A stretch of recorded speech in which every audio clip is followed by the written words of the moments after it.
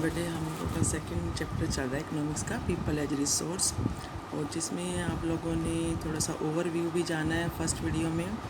और इसके साथ साथ हमने एक स्टोरी जानी सर्कल की, और उसके साथ साथ ही इलाज की, जिससे हमने जाना कि एजुकेशन की क्या वैल्यू है और एजुकेशन से हम क्या क्या चीज़ें पा सकते हैं। इन दोनों केसेस में हम लोगों ने क्या जाना कि सकल तो स्कूल जाता था और विलास नहीं गया, और सकल फिजिकली स्ट्रॉन्ग और हेल्दी था बट विलास नहीं। विलास के पापा विलास जो है एथरिस्ट का पेशेंट था, यानी गठिया का, और उसके पास कभी डॉक्टर पे जाने के लिए जो पैसा नहीं था। और ऐसे करके सकल ने डिग्री पाई और उसके बाद वो प्राइवेट फर्म में नौकरी करने लगा, जबकि विलास जो है अपनी मम्मी वाला काम ही करने लग गया।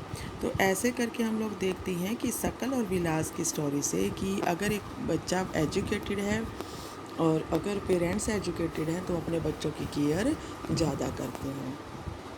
और इन्वेस्टमेंट जो ह्यूमन रिसोर्स के ऊपर होता है, ह्यूमन के ऊपर जब खर्च किया जाता है तो वो सबसे ज़्यादा फ़ायदेमंद होता है, उसका फ्यूचर में बहुत ज़्यादा रिटर्न आता है।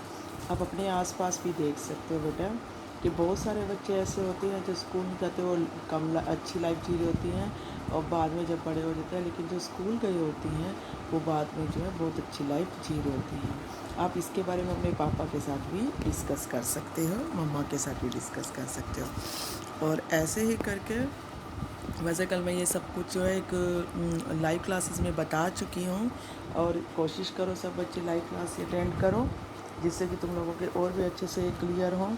और जापान जैसे देश के अंदर जो है ह्यूमन रिसोर्स के ऊपर ज़्यादा खर्च किया जाता है, जिस वजह से जो है वहाँ पे वो लोग रॉ मटेरियल ही मंगवाते हैं, नेचुरल रिसोर्सेज वहाँ पे नहीं हैं, और वो ये इन चीज़ों को इम्पोर्ट करते हैं, और जिस वजह से जो है बहुत ज़्यादा वो आगे निकले हुए हैं। और एक तरह से जो है इंसान के ऊपर जो खर्च किया जाता है, पीपल के ऊपर जो खर्च किया जाता है, वो ऐसा माना जाता है जैसे कि लैंड और कैपिटल के ऊपर इन्वेस्ट किया गया हो। जैसे लैंड और कैपिटल की बाद में वैल्यू बढ़ जाती है, तो वैसे ही करके इंसान की वैल्यू भी बढ़ जाती है, जो लोग पढ़े लिखे होते हैं, जो अच्छी टेक्नोलॉजी वाली एजुकेशन प्राप्त करते हैं। उसके बाद है economic active by man and women. 3 type की एक्टिविटीज़ होती है, प्राइमरी, सेकेंडरी और टर्शियरी। प्राइमरी के अंदर हमारी लैंड से रिलेटेड आती हैं, जैसे कि फार्मिंग, फिशिंग, फॉरेस्ट्री। और सेकेंडरी में जो मैन्युफैक्चरिंग से रिलेटेड आता है, और टर्शियरी के अंदर जो trade, transport, communication, banking, education, health, tourism वगैरह ये सारी चीज़ें आती हैं। तो ऐसे ही करके क्या है कि इन एक्टिविटीज़ से जो ये हमारे प्राइमरी, सेकेंडरी और टर्शियरी है, इनसे हम लोगों को जो आय मिलती है, वो आय जो है हमारे देश की इनकम बन जाती है, जिससे कि हम लोगों की ज़्यादा से ज़्यादा डेवलपमेंट होती है। जो लोग, जिस देश के अंदर लोग प्राइमरी सेक्टर में ज़्यादा होते हैं, एग्रीकल्चर करते हैं, माइनिंग का काम करते हैं, जानवरों को पालते हैं, फिशिंग करते हैं, बेटा वो देश जो है पीछे होता है। और जिस देश के अंदर मैन्युफैक्चरिंग और टैरिटरी सेक्टर के अंदर काम करते हैं, वो देश बहुत आगे निकल जाता है, क्योंकि वहाँ अर्निंग ज़्यादा होती है। आप देखो, अगर एक फैक्ट्री में कोई चीज़ बनाई जाती है तो उससे हम लोगों को ज़्यादा वैल्यू मिलती है, और अगर एक उससे की जाती है, काम किया जाता है, तो खेतों में काम किया जाता है, हमें उससे अर्निंग कम होती है। तो ऐसे करके उसके बाद आ जाता है हमारी इकोनॉमिक एक्टिविटी के भी 2 पार्ट हैं, मार्केट एक्टिविटी और non market activity. Market activity क्या होती है? जो चीज़ भी हम करते हैं, जो हम मार्केट में बेचने के पर्पज़ से करते हैं, जिससे हमें प्रॉफिट होता है, वो मार्केट एक्टिविटी। और जो हम लोग घर में ही यूज़ करते हैं, वो हमारी होती है नॉन मार्केट एक्टिविटी। जैसे कि आप लोग देखो, आप अपने घर के अंदर सब्जियां उगाते हो, कोई फ्रूट का पेड़ है, तो वो आप खुद खाते हो, तो वो क्या है?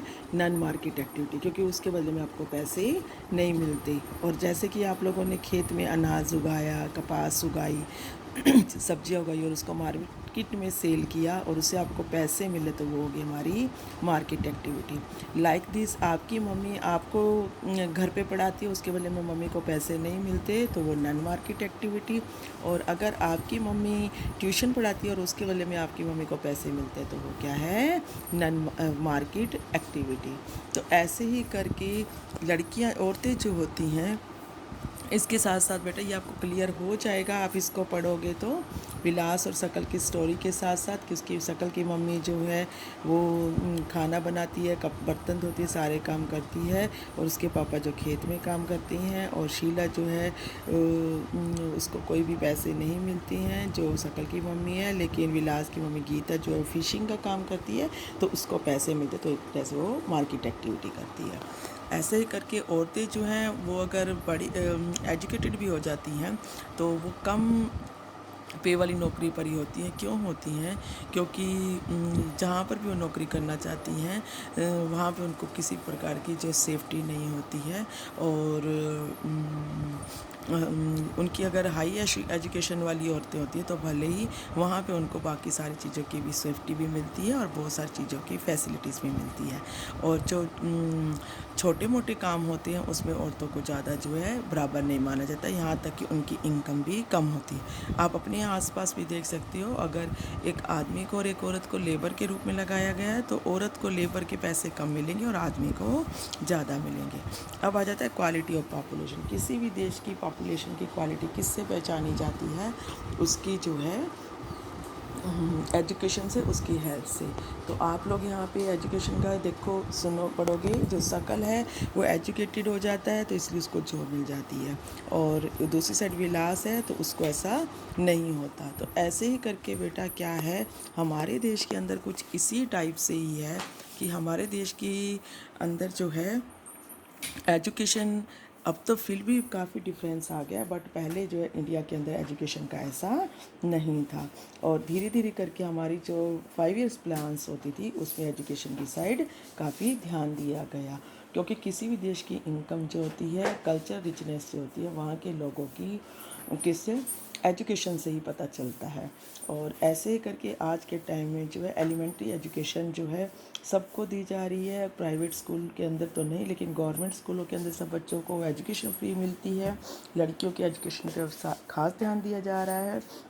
हर जगह जो आप लोग सुनते हो नवोदय विद्यालय, KVS वगैरह विद्यालय जो है खुले हुए हैं, और यहाँ तक कि गवर्नमेंट पहले एजुकेशन के ऊपर कम खर्च करती थी लेकिन अब जो है बहुत ज़्यादा खर्च करने लगी है। जैसे कि आप देखो, पहले जो फर्स्ट 5 ईयर प्लान थी 1951 to 6 तक, उसके अंदर क्या था, 3766 करोड़ रुपए केवल खर्च किए गए थे, और उसके बाद जो है धीरे धीरे करके जो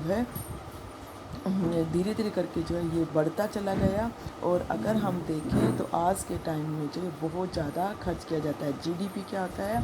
ग्रॉस डोमेस्टिक प्रोडक्ट, यानी कि सकल घरेलू उत्पाद। जो भी हमारी इनकम होती है सारी की सारी पूरे देश की तीनों सेक्टर से मिला के, उसका जो है काफ़ी सारा जो है एजुकेशन के ऊपर ही खर्च किया जाता है। और आप इस ग्राफ को देखो, इसके अंदर आपको बेटा पता चल जाएगा कि हमारी इंडिया के अंदर जो है पर्सन ज़्यादा पढ़े, पर्सन्स टोटल देखें मेल और फीमेल, वो उनका क्या डाटा है, मेल कम ज़्यादा पढ़े लिखे हैं और फीमेल कम पढ़ी लिखी हैं। लाइक 1951 में देखो आप, औरतें जो हैं 10% से भी कम पढ़ी लिखी थी, और आदमी जो है 30% से थोड़ा सा कम, अगर एवरेज निकाले तो 20% से कम हो गया। अगर 2011 का देखें ऐसे ही करके तो औरतें जो हैं उनका डाटा जो है हम लोग यहाँ देख रहे हैं 55% के आसपास हो गया है, और जेंट्स का डाटा जो है 70% से भी 80% से भी ऊपर हो गया है।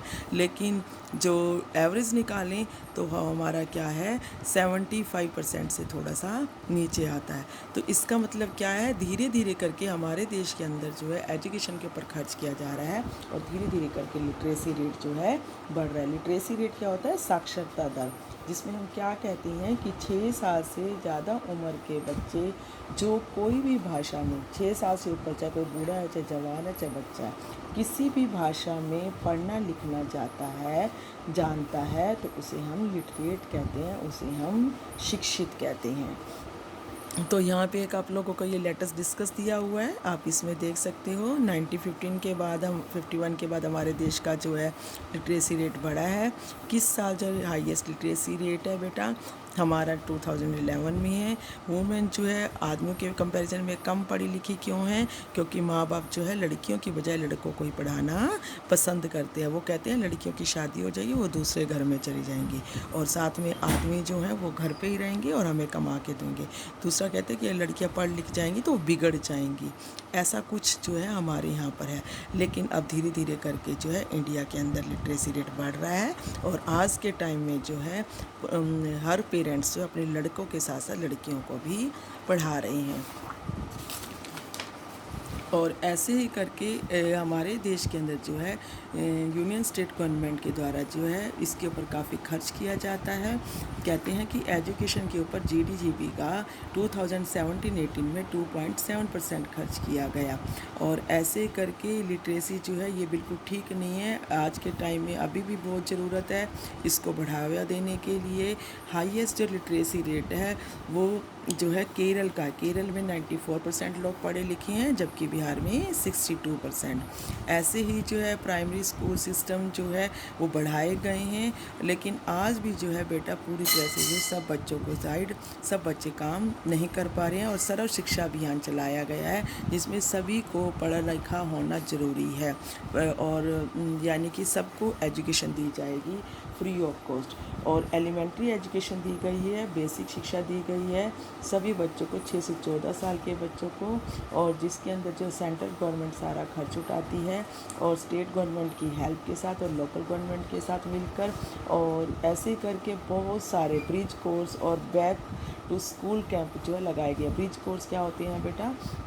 जो हमारी पुरानी चीज़ों की हैं प्रॉब्लम्स उनको सोल्व किया जाए, और आगे जो फिर नया उनको बच्चों को सिखाया जाए। और बैक टू स्कूल क्या है? जो किसी टाइम पढ़ लिख नहीं पाए पहले, लेकिन अब वो पढ़ना चाहते तो उनको दोबारा से एजुकेशन जो है मिलती है।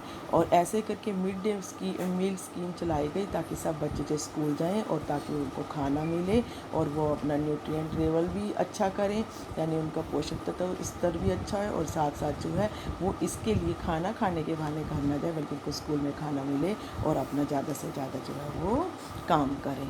ऐसे करके 12th जो है जो प्लान चलाई गई उसमें जो है इसकी एजुकेशन की तरफ ज़्यादा ध्यान दिया गया। और ऐसे करके 18 से 23 ईयर्स के जो 25.2% लोग हैं, और ऐसे ही करके बेटा क्या है बहुत ज़्यादा जो है हर तरह से बच्चों की तरफ ध्यान दिया जा रहा है। और आज के टाइम में जब बहुत सारे नॉन फॉर्मल डिस्टेंस और आईटी एजुकेशन से रिलेटेड और कोर्सेज़ किए जा रहे हैं, डिस्टेंस एजुकेशन दी जा रही है, घर में बैठे हम फॉर्म भर सकते हैं और अपनी आगे की एजुकेशन अटेंड कर सकते हैं। अब देखो यहाँ पे हमारे कुछ ये भी दे रखी हैं कि हमारे यहाँ पे 1950 में कितने कॉलेज थे, और आज जो है यूनिवर्सिटीज़ कितनी थी, स्टूडेंट्स कितने जाते थे, और कितने जो है अब टीचर्स और ये जो थे यूनिवर्सिटी में या कॉलेज के अंदर। और अब धीरे धीरे करके इतना बढ़ गया है कि इतना बढ़ गया है बेटा, अगर आप देखो 1950 750 केवल कॉलेज थे, और अब 16-17 में 42,338 कॉलेजेस हैं, और यूनिवर्सिटी 30 थी, अब कितनी हो गई हैं 1795। स्टूडेंट 2,63,000 जाते थे, और आज देखो कितने ज़्यादा हो गए हैं। ऐसे टीचर्स पहले 24,000 थे, और आज देखो 14,70,190। और शायद ये बेटा हमारा जो है एनुअल रिपोर्ट है, और यानी कि ये धीरे धीरे करके और भी ज़्यादा बढ़ रही है। तो इससे हम लोग कह सकते हैं कि हमारे यहाँ पे जो है एजुकेशन की साइड ज़्यादा ध्यान अब दिया जा रहा है, और इसको आप बेटा खुद से कर सकते हैं।